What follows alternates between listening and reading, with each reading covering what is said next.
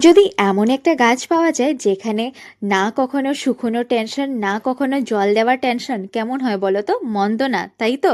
মায়ের কাছে একটা ছোট্ট কৌটো পেয়েছিলাম, কর্পূরের খালি কৌটো।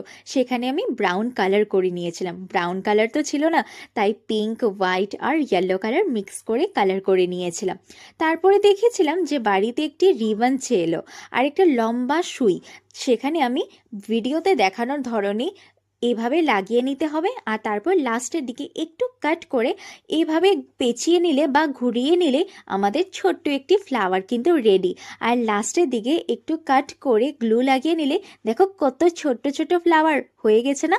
তারপর মাস্কিং টেপগুলোর মধ্যে আমি একটু তার লাগিয়ে নেব। আর এই মাস্কিং টেপগুলো কিন্তু তোমরা যে কোনো স্টেশনারি শপে বা যেখানে কালার বিক্রি হয়, রঙের দোকান, সেখানে তোমরা কিন্তু পেয়ে যাবে।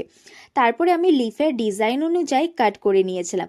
তারপরে এই গ্রিন কালারের ট্যাব দিয়ে আমি কিন্তু পেঁচিয়ে পেঁচিয়ে একটু গ্রিন যে ডান্ঠিগুলো থাকে, সবুজ ডান্ঠি গাছের মতো, সেগুলো আমি ডিজাইন করে নিয়েছিলাম। এগুলোও কিন্তু যে কোনো স্টেশনারি শপে তোমরা পেয়ে যাবে 10 টাকা বা 20 টাকায়। তারপর আরও একটি তারের মধ্যে আমি গ্রিন কালারটা পেঁচিয়ে সেখানে গ্লু লাগিয়ে আমি ফ্লাওয়ারগুলো অ্যাটাচ করে নেব, যাতে ফ্লাওয়ারের যে ডান্ঠাটা হয়ে যায়। দেখো খুব সহজ পদ্ধতিতে কিন্তু সব কিছুই হয়ে যাচ্ছে। তারপরে যে আগে কালার করে নিয়েছিলাম কৌটোটা, সেখানে আমি হোয়াইট কালার দিয়ে বর্ডার আর একটু সামান্য ডিজাইন করে দিয়েছিলাম। আমার কিন্তু সাবেকি জিনিসপত্র খুব পছন্দ। কলকা করব একবার ভেবেছিলাম, তারপরে ভাবলাম যে না, একদম সব কিছুই যেন যদি সিম্পল থাকে, দেখতে অনেক কিছুই ভালো লাগে, তাই তো? তারপরে একটু গ্রিন কালার করে নিয়েছিলাম লিফগুলোতে। তোমরা যদি চাও সেখানে ডিপ গ্রিনও করতে পারো। আর আমি বর্ডারে ইয়েলো কালার দিয়েছিলাম, তোমরা চাইলে হোয়াইট বা ডিপ গ্রিন করতে পারো, যাতে একটু রিয়েলিস্টিক অনুভব হয়। তারপরে একটু বেঁকিয়ে দিয়েছিলাম যাতে দেখতে একটু রিয়েলিস্টিক অনুভব হয়।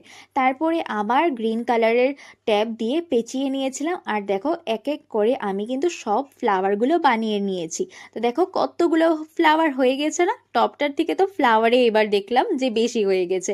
টপটা কত ছোট আর ফ্লাওয়ার এতগুলো হয়ে গিয়েছিল। আমি কিন্তু অনেক কাছেই এই ফ্লাওয়ারগুলো ইউজ করতে পারবো।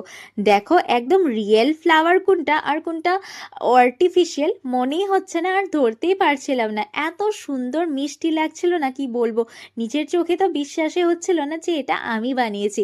তোমরাও যদি চাও বাড়িতে অবশ্যই খুব সহজ পদ্ধতিতে বানিয়ে নিতে পারো। দেখা হবে আবার পরে ভিডিওতে। রাধে রাধে।